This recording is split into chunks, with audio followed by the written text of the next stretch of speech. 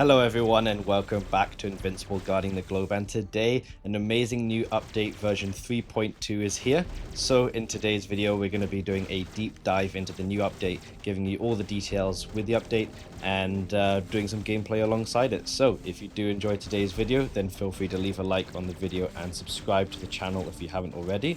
Thanks for all the support in the previous videos, and welcome to all of the new subscribers. So a couple things before we get into the video here. Next week I will actually be away on holiday. I should have some videos prepared, so you guys should have some content coming your way. But just letting you know, if it's a bit sparse next week, then that's why. And another thing is, in the game right now as well, there is a new event, Most Wanted for Shapesmith, and I will be doing a separate video covering this, which should be probably up tomorrow. So subscribe to the channel if you are looking forward to that. So without further ado, let's get into it. So the new update is here, 3.2. I'm going to put the patch notes on the screen so that you can see them as well, and do some gameplay once we get through some of the items here. So if we have a look at the new update, 3.2, new content has been added, one new hero releasing soon. I wonder who this could be. In the game, actually, currently there is a new hero incoming event teaser, where, if it will allow me to work here, hello, and we're back. Sorry about that, game sort of froze on me, but yeah, there is a new hero incoming event, and it looks like there is the Scourge virus. So it leads me to believe that we will be getting a certain coalition of planets Viltrumite added to the game, one Thaddeus, if you will. Now that should be arriving on Friday, so obviously the patch notes is basically just alluding to his arrival on Friday. Again, not confirmed, but it definitely looks like it should be him, especially with the new story mode, which I will also go into as well. So there is also a new feature, Friends Gifts, and if we have a look on the main menu here, we can see that the Friends option actually has a new pop-up saying claim. Now if we click onto here, this is very interesting because it's been redesigned with the friend menu, which is really fun. I know a lot of you guys in the community have been asking for this for a while, and looking at it here, it looks pretty fun. You can now send daily gifts to your friends in the form of coins. This will actually increase your reputation, which you can see there's a level at the top here for yourself. Reputation level. Reputation shows other players how reliable you are as a friend. A higher reputation means that you can be trusted to receive daily gifts. Send at least one gift each day to increase your reputation. So you basically have a reputation level, which is fun. And at level 5, you can see that you can actually get some gems and a free hero, which is nice. So free stuff's always nice. Especially with the friends list in the game, there hasn't been much with it. They added the sort of ranking system, which is always fun, but the reputation stuff is fun, and you can send gifts to your friends, and as you can see here, claim some goodies. So that's always fun. It also has a friendship level up system, so if you are sending gifts to your friends and receiving gifts, then you can actually sort of level up your friendship in the game, which is always fun. And a very nice addition, actually. They didn't I guess have to do this, but it is a feature that has been talked about within the community for a long time. Now if we have a look up here on the patch notes, the next thing is that 2 new artifacts have been added to the game. So if we go to collection and artifacts, we can see that they are the Neural Disruptor and the Rescue Wristband. So if we have a look at the Neural Disruptor first, it buffs your hero's HP, defense, and energy defense. I'm not going to look at the lore, to be honest, but if we have a look at the skill, all allies gain a 10% boost to energy defense and healing received while the wielder is on the battlefield. Additionally, when an ally is affected by confusion, the Neural Disruptor emits a pulse that removes confusion from all allies and stuns the triggering enemy for 2 seconds. This has a cooldown of 12 seconds. So this is interesting for a few reasons.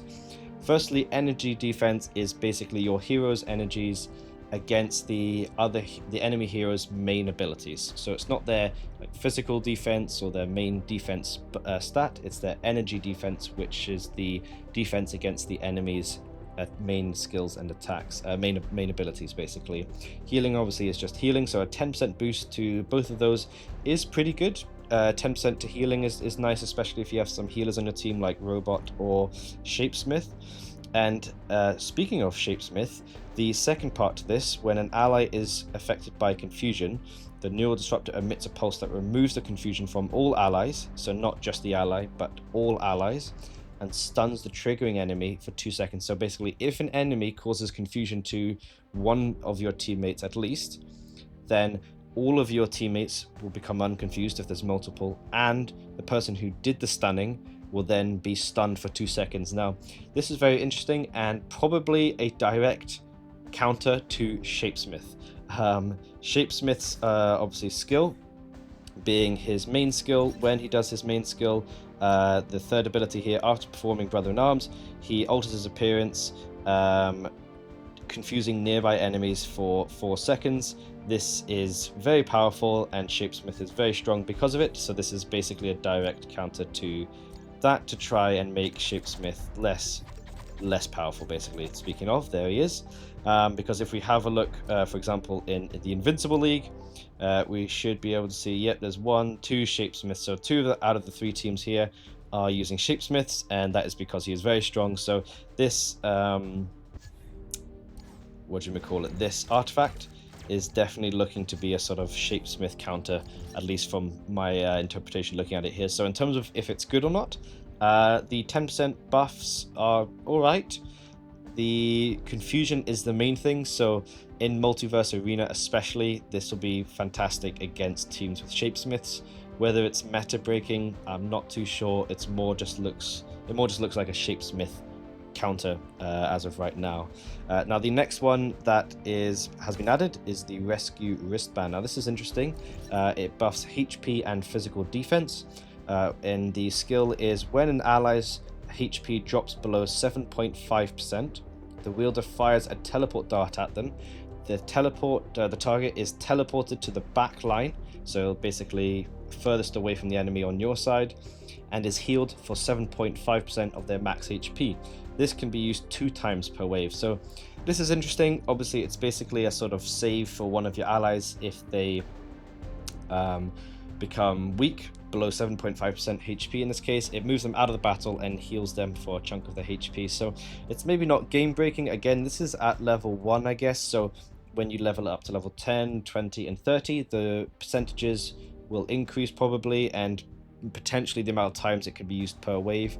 So it does look very good. You definitely want this on someone who isn't really in the fight, maybe a ranged character in your backline, so that they can stay alive to actually use this artifact. And it looks pretty good. I can't say right now, I haven't used it personally, if it's amazing, but it definitely does look pretty good there. So that is nice, and would be a great addition to anyone's team, I think, especially on a ranged hero in your backline. As well as the artifacts, new totems have been added, and now this is very exciting. So if we have a look here, we have had 4 new totems added. The Ragnar War Chains for Space Racer. It obviously boosts attack at first, and you can add further skills later once you level it up. The skill is at the start of the battle. Space Racer increases the attack of all allies, including himself, by 5% of his base attack, and increases their critical chance by 5% for 10 seconds. So this one doesn't look too crazy. It looks like a nice little buff to your allies and a nice critical chance at the start of the battle. Definitely not anything game breaking, but obviously I haven't used it yet, but it does look like just basically like a nice little buff. Nothing too crazy or game breaking. Yeah, looks alright. Just a buff basically for your team. And Shapesmith, if you do have a very high level, not Shapesmith, sorry, Space Racer. If you do have a very high level Space Racer, then this could obviously help your team even further. But yeah, it looks okay from the looks at it at first glance. The next is Anders Manifesto, and this is for Dinosaurs, which is fun. It obviously boosts HP, and the skill is at the start of the wave. Dinosaurs reduces enemies' main skill cooldown charge by 50%. Additionally, enemies above 90% HP also suffer a 25% reduction to their cooldown charge speed. So this is interesting. for several reasons.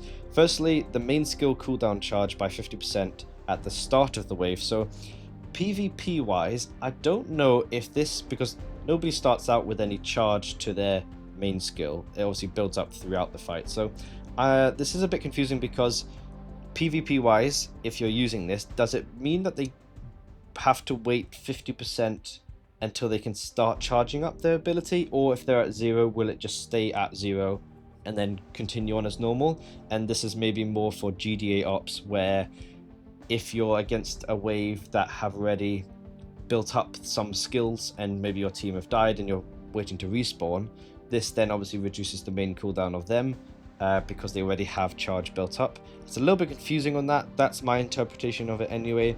The second part of it, enemies HP also suffer a 25% reduction to their cooldown charge speed.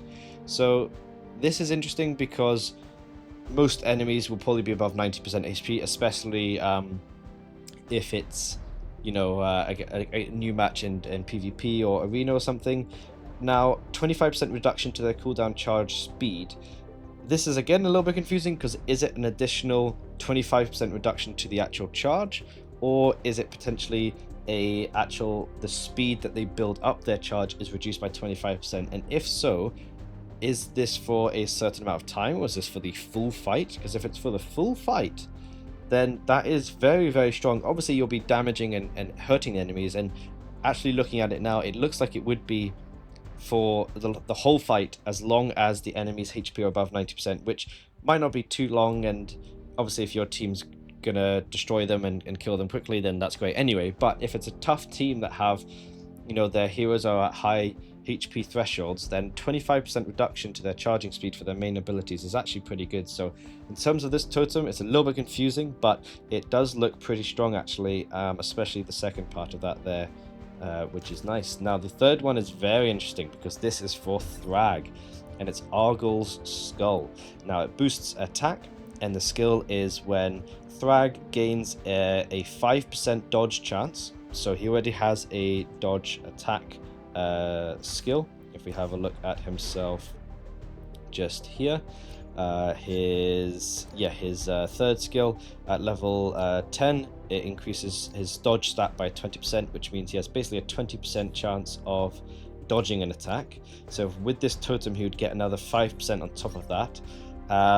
He then stores 10% of damage taken and gains 1 charge each time he successfully dodges an attack. So if you have the skill at level 10, for example, with this it would be a 25% chance. So 1 in 4 attacks he will dodge, and then once he's dodged 5 attacks, basically, because he gains 1 charge per dodge, he then unleashes as true damage, damage equal to 200% of the stored damage, and all charges are consumed. So this looks very strong. Again, I haven't used it yet, but looking at it, especially if you can level up his dodge chance with the his third skill there, whether you take it to level 10 or even 15, yeah, that looks very, very strong, especially with the dodge skill being so high. If you can get the percentages up, then it means he'll be doing a lot of damage back to the enemies, especially if it's true damage. Then true damage is great because it ignores any defense or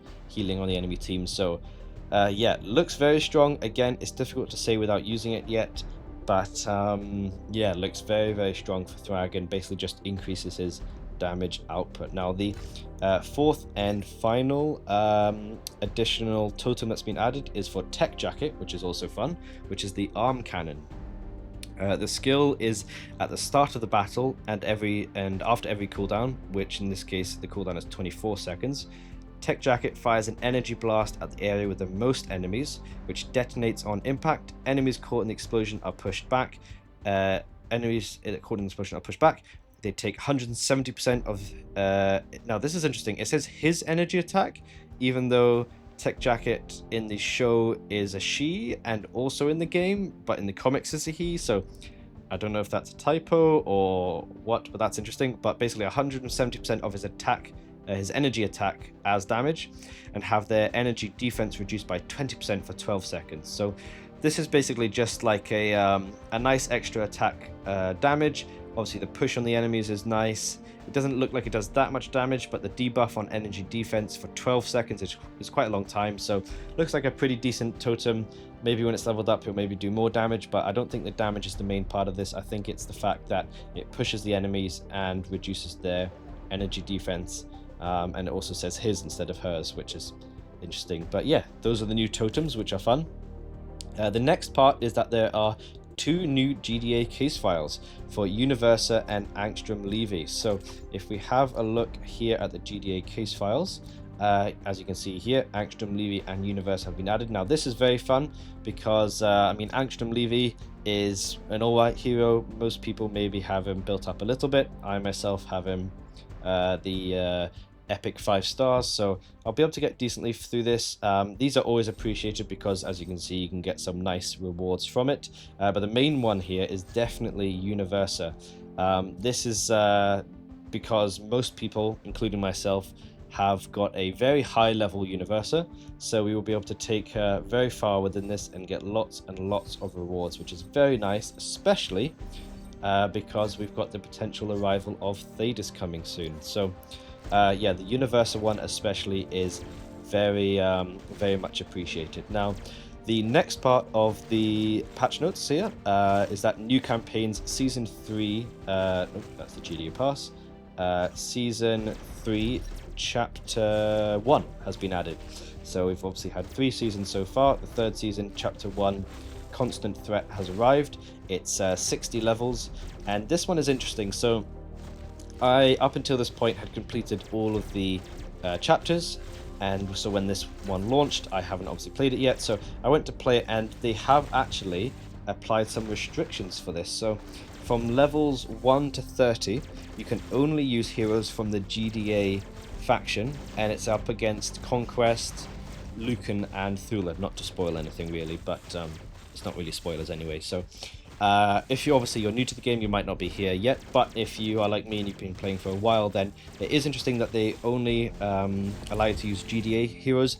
I don't believe they've done this before with the story mode. They may have updated it so that further back in the story mode that is now a thing, and maybe I completed it at a time when it wasn't, but this is the first time there's been a restriction on the story mode, and I think it's for several reasons. Firstly, probably because the GDA faction is probably most people's least powered faction, because the heroes just aren't really that great. So in my case, Shapesmith and Donald definitely saved me, so I managed to get through it with my top 5 heroes there. So if you are struggling, then I would definitely say put your best gear on your heroes, and if you have something around my levels here, then I did manage to just sort of scrape by, which was interesting because some of these are actually quite high levels. So that was interesting for them to force you to use GDA heroes. And then from level 30, we can see that it is then Coalition of Planets and Cecil. For some reason, Cecil's thrown in there, so I guess for the story mode. So I'll be playing a little bit of this just now.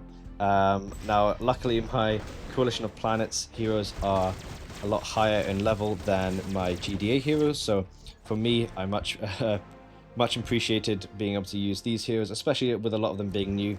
For example, Space Racer and Tech Jacket. It's fun to try them out in something because obviously maybe they're not as high level as a lot of my other heroes, and I haven't really been able to play with them that much, so it's fun. Obviously we've got a bit of the story mode here. They're playing up against Thula, it looks like, and yeah, the rewards actually look pretty good. You can play obviously and get a lot of XP, which is lovely, and some gems and some molecular enhancements, I believe. So yeah, 60 levels, basically free loot. Very nice addition to the game.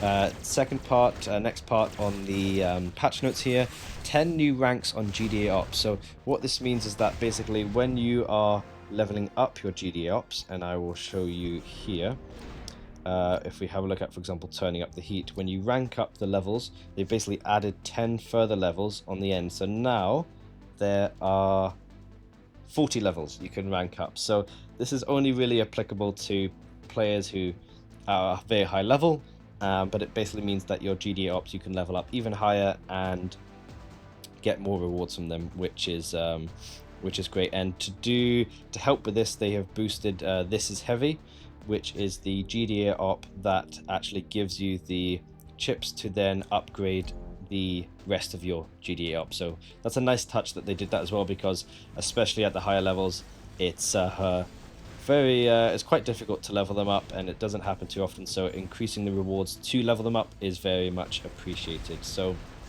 that's always nice.